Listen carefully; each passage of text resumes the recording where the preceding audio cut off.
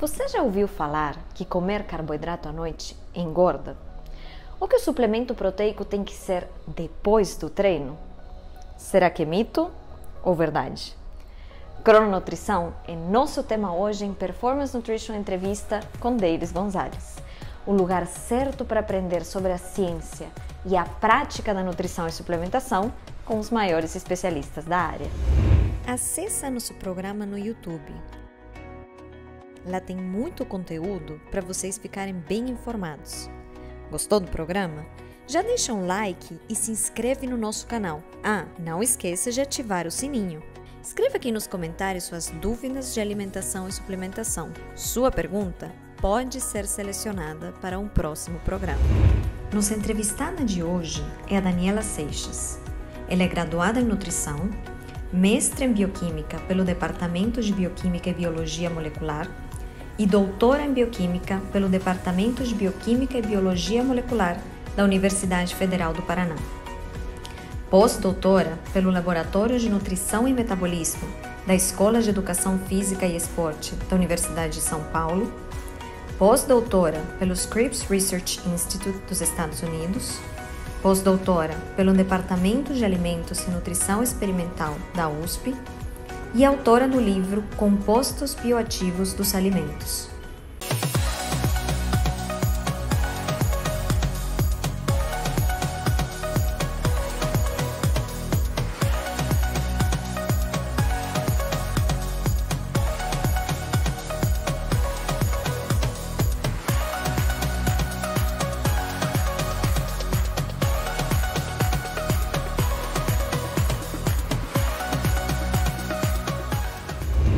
Dani, que prazer te receber novamente no programa.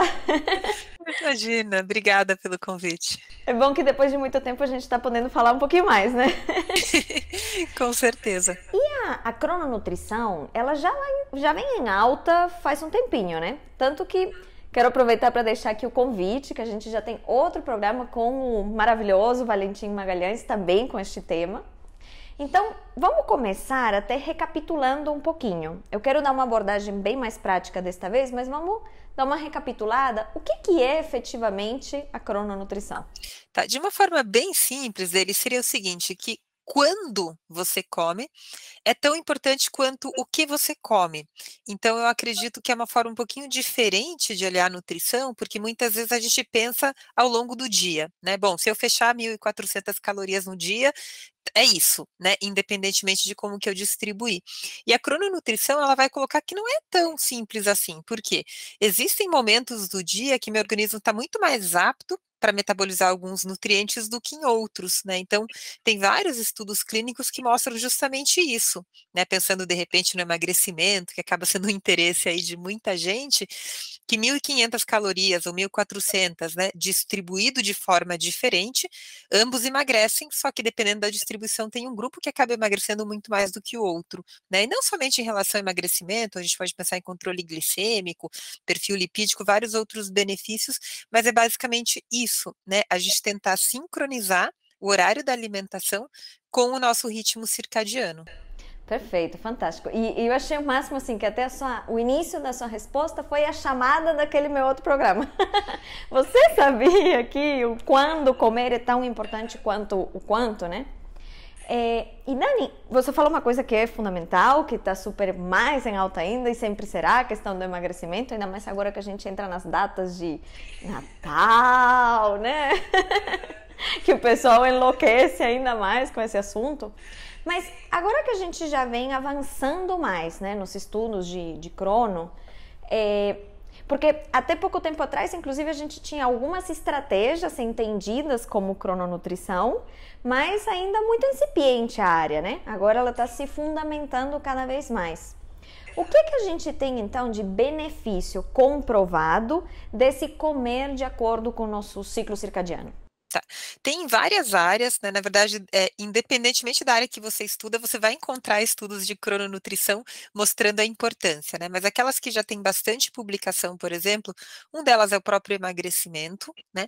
O outro é no controle glicêmico, então estudos conduzidos com pacientes ou com resistência à insulina, que a gente considera um pré-diabetes, ou já pacientes diabéticos, né?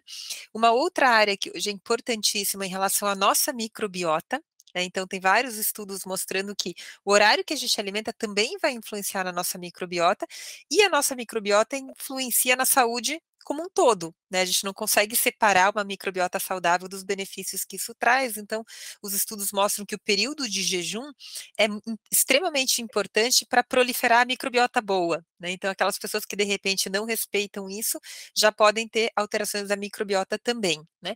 E depois tem alguns outros estudos que são mais prospectivos, que mostram, por exemplo, a síndrome plurimetabólica, né? Que aí já vai ser uma combinação ali de fatores de risco, né? Várias variáveis juntas, né? Então, normalmente gordura visceral aumentada, dislipidemias, hipertensão arterial, enfim, o risco, né, maior de doenças cardiovasculares, tudo isso também é influenciado pela crononutrição. Então, eu acho que pensando na nutrição, não tem nada, nenhuma área ali, né, na performance esportiva também, já tem alguns artigos que não sofra alguma influência do horário, né? Então, isso é extremamente importante, né? Ah, fantástico. E tudo que você foi mencionando envolve muito essa regulação ao longo do dia, essa distribuição dos macronutrientes, né? Então, vamos para esse lado bem prático e vamos começar por ali. Qual seria uma distribuição ideal ou interessante dos carboidratos? Tá. Normalmente, né, o que que acontece? A nossa sensibilidade à insulina, quanto maior, melhor. Quer dizer que eu respondo melhor ao carboidrato. Ela vai diminuindo ao longo do dia. Então, assim, eu respondo muito melhor ao carboidrato pela manhã do que no almoço, e no almoço melhor do que à noite.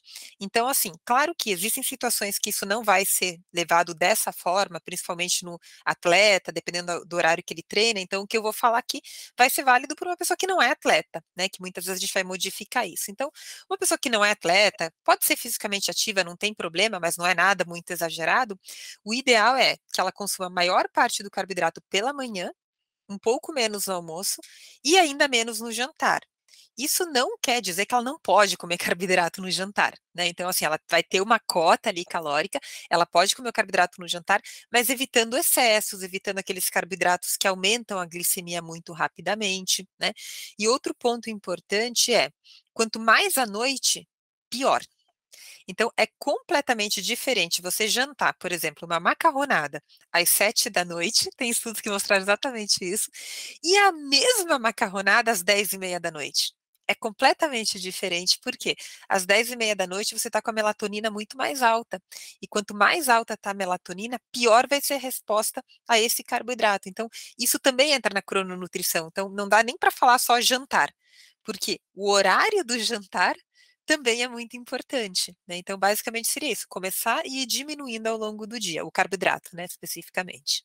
Fantástico, excelente. E é uma diretriz bem ampla, bem tranquila da pessoa entender e seguir, né? E eu acho que o disclaimer que você fez, assim, esse aviso de praticantes de atividade física também, né? Algumas pessoas acabam confundindo o conceito de atleta, entendendo que se elas correm 5 quilômetros, elas são atletas. E neste caso você está falando de atleta de verdade, né? Atleta profissional ou que tem uma rotina muito intensa de treinamento, né? Isso, exatamente. Então, esse exemplo que você colocou, uma pessoa que corre 5 quilômetros, essa distribuição tá valendo também, né? Ela não precisa de algo extremamente diferente disso, né? Atleta é bem isso, aquela pessoa que vive do esporte, né? Que ela treina muitas vezes mais do que uma vez ao dia, ela precisa disso para sobreviver. A maioria das pessoas que a gente atende fazem exercício para ficar saudável, mas é outra rotina, né? Totalmente. Que é excelente, gente. Fazer exercício para ficar saudável é saudável. É muito mais saudável treinar de forma moderada do que de forma intensa. Exatamente, isso está perfeito. E aí, para quem faz exercício e deve fazer mesmo, isso é maravilhoso, essa distribuição também é válida, com Perfeito. certeza. E tanto para quem faz exercício quanto para quem não faz, a distribuição de proteínas ao longo do dia, ela também é fundamental, né? Como é que é essa melhor distribuição? Excelente. Tem um artigo maravilhoso que eles publicaram no finalzinho do ano passado, ou retrasado, não me lembro exatamente, mas que eles mostraram que a gente tem uma janela de oportunidade para aumentar a síntese proteica e que ela não depende tanto do treinamento, mas muito mais do horário, que para os humanos, traduzindo, né, esses estudos todos, é até às 10 da manhã. Então, assim, não que a gente vai consumir toda a proteína, porque a proteína é importante ter uma distribuição, né? Mas a gente tem que ter um aporte adequado, aporte proteico adequado antes das 10 da manhã. Então, assim, o que isso mostra pra gente? Que muitas pessoas perdem o principal timing de aporte proteico, porque é muito comum ou a pessoa pular o café da manhã ou consumir uma quantidade muito pequena de proteína nesse horário, né? De repente come mamão com aveia lá, um pãozinho, um café com leite, quando você vê a proteína de alto valor biológico, não chega no mínimo para estimular a síntese proteica. Então, o primeiro ponto é não perder esse timing, que seria até às 10 da manhã, e depois que você tenha pelo menos mais 2, 3 pontos de consumo ao longo do dia, porque também não adianta você concentrar toda a tua proteína até às 10 da manhã e depois não consumir mais nada, porque senão a proteólise ela vai ser ativada. Então tem a questão tanto do horário, como você ter uma regularidade nesse consumo. Fantástico. É muito comum também a gente ouvir algumas recomendações aí de colocar proteína antes de dormir. Isso procede? Depende da situação, né? Então, assim, tem algumas recomendações ali, principalmente na nutrição esportiva, né, que exageram muito no consumo proteico, e alguns colocam que você consumir 30, 40 gramas de proteína antes de dormir poderia ter um efeito benéfico.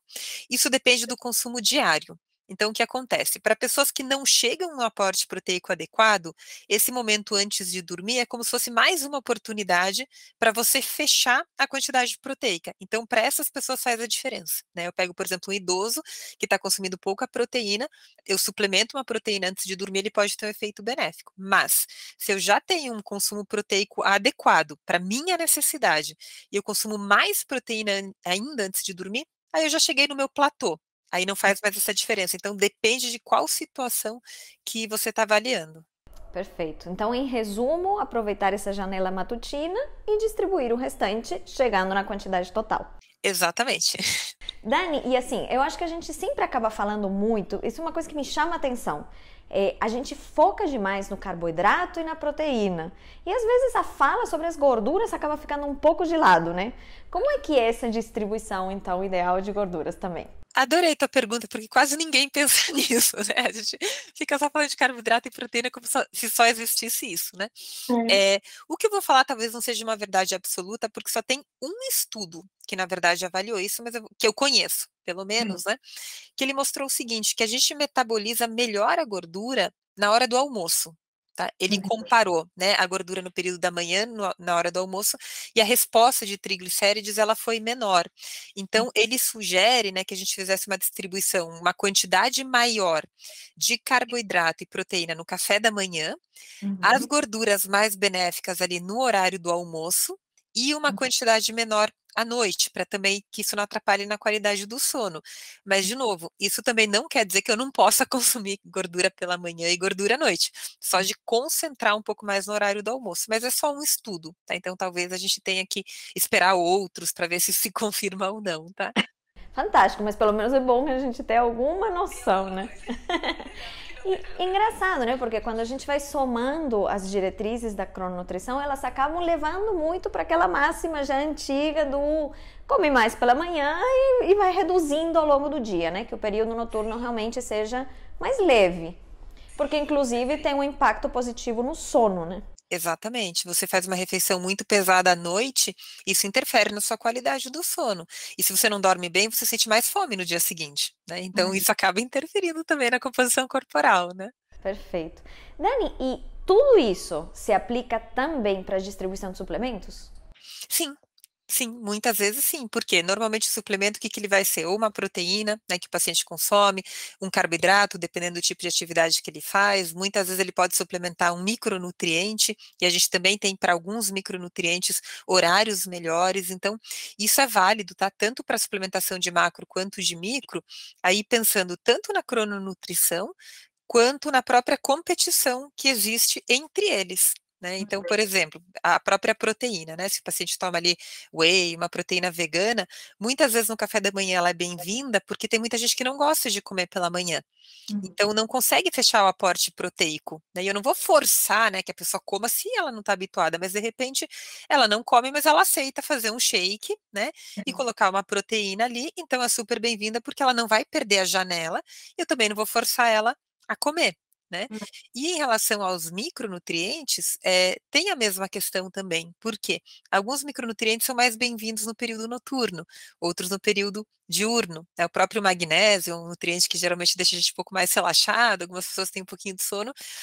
Normalmente a gente indica para consumir à noite, não no começo do dia. Então, tudo leva em consideração a crononutrição também, tanto macro quanto micro.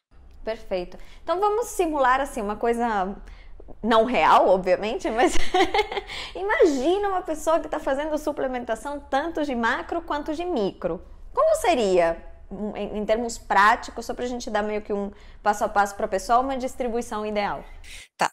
Por exemplo, é que tem vários suplementos possíveis, mas eu vou colocar aqui alguns exemplos. Né? Se a pessoa suplementa um aminoácido isolado, ela está tomando, por exemplo, sei lá, arginina porque ela é hipertensa, isso ajuda a controlar a pressão arterial. A gente sempre indica de colocar longe das refeições. Por quê? Os aminoácidos competem entre si.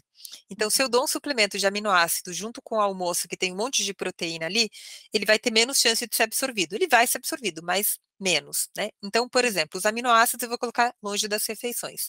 Se eu estou dando vitaminas hidrossolúveis, eu vou colocar um pouco antes também, para que ela não tenha tanta competição ali no lumen intestinal.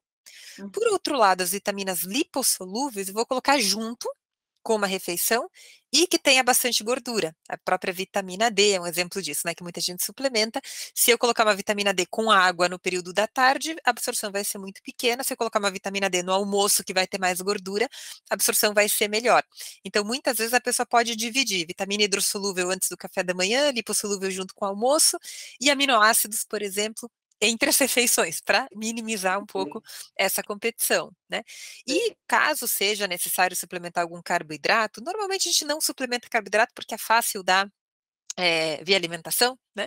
Mas assim, se tivesse que entrar por qualquer motivo, aí seria também provavelmente no período da manhã, ou imediatamente após o treino, dependendo do tempo que você tem ali de recuperação, às vezes até intra-treino, se a pessoa não conseguiu comer antes. Então, tudo isso vai ser estudado, né? A pessoa acordou, ela vai treinar, não teve tempo de tomar um café da manhã, às vezes ela tomar um carboidrato durante o treino pode ser suficiente para ajudar que ela tenha uma performance. Então, são algumas diretrizes, né? Um pouco gerais aí para cada suplemento vai ter, e para cada paciente, né?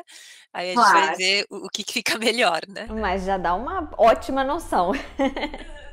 Dani, muito obrigada por compartilhar o seu conhecimento. Fica aqui que a gente já volta com a Nutri Responde.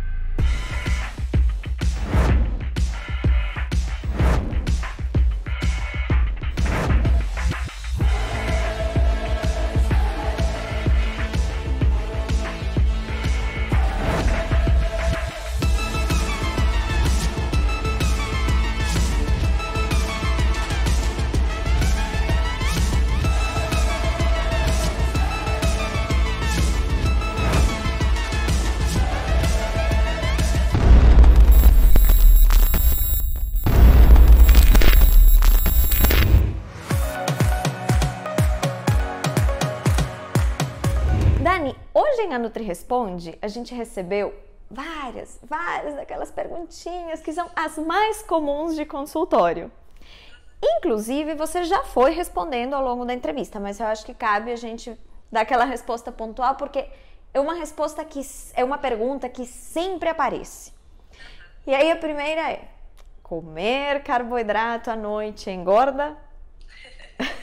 Então, a gente vê que tem dois grupos, né? Aquele grupo que fala não coma carboidrato à noite que você vai engordar, e aquele grupo que fala pode comer porque é exatamente igual a qualquer momento do dia, não porque à noite as calorias duplicaram, né? E eu acredito que a verdade, entre aspas, ela está no meio desse caminho, né? Por quê?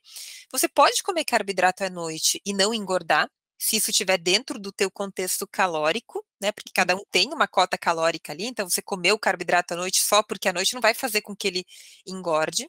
Mas, ao mesmo tempo, não é que o carboidrato à noite é igual a qualquer momento do dia, porque a gente sabe que não é.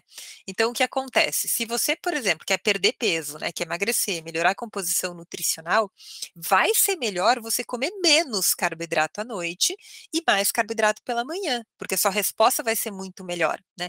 Então, isso já tem vários trabalhos mostrando que a secreção de insulina à noite, para você metabolizar o mesmo carboidrato, ela é muito maior do que pela manhã. Por quê? Porque a gente já está tendo essa perda de sensibilidade. Então, eu acho que a resposta ali tá, você pode comer carboidrato à noite, né? Mas é bom realmente não exagerar. Você está morrendo de vontade de comer um bolinho, de repente segurar um pouco aquela vontade. Se você deixar o bolinho para o café da manhã, você vai responder muito melhor. Então, acaba que a gente não tira os alimentos que o paciente gosta, mas a gente redistribui. Né? Então, assim, de tentar diminuir um pouco à noite e aumentar um pouquinho no café da manhã. Então, eu estou no meio do caminho. Fantástico. E eu acho que vale a pena, inclusive, a gente lembrar, dentro do que você falou, lembrar para o pessoal que emagrecer, né? Ou ganhar peso, por exemplo. Ou seja, na verdade, perder peso e ganhar peso, a gente está falando de quilos na balança. Isso é diferente do que mudanças de composição corporal, né? Seja para perder gordura ou inclusive para ganhar massa magra.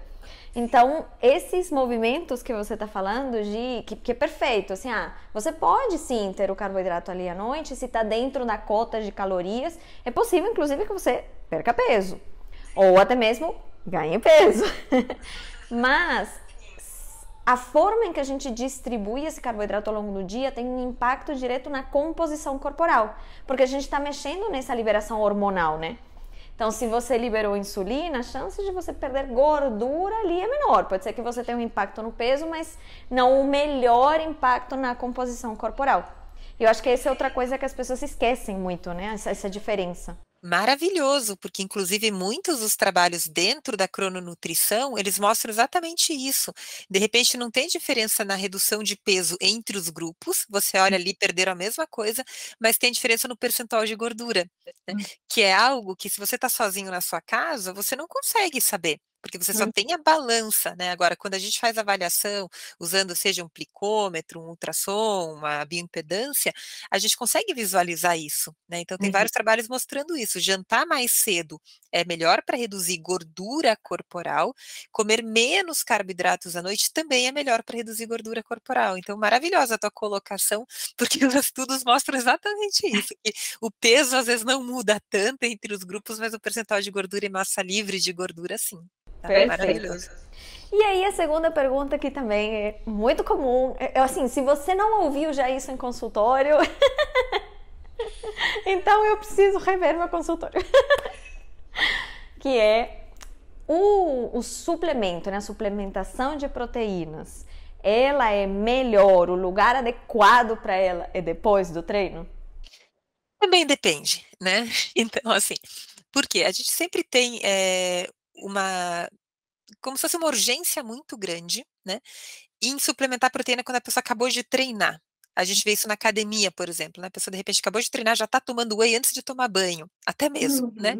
Só que assim, o que acontece? Você tem uma janela anabólica pós-treino, né? Isso é verdade.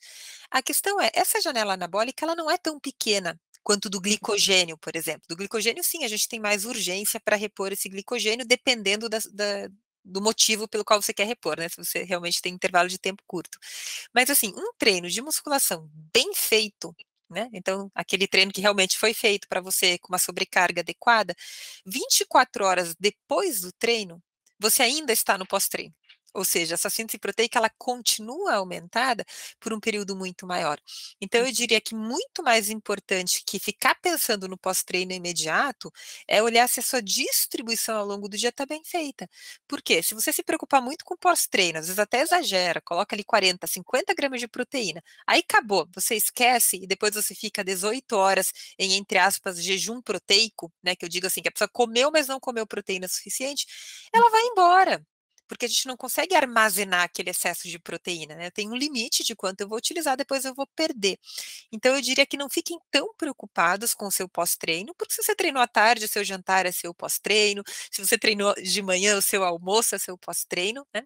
Mas é a distribuição ao longo do dia que é o ponto mais importante. Fantástico. E a gente consegue comparar o que seria mais importante, esse pós-treino ou essa janela que você trouxe matutina, por exemplo, até as 10 da manhã? Olha, a gente tem estudos pré-clínicos que conseguiram comparar isso muito bonitinho, né? Que foi um estudo que eles fizeram justamente.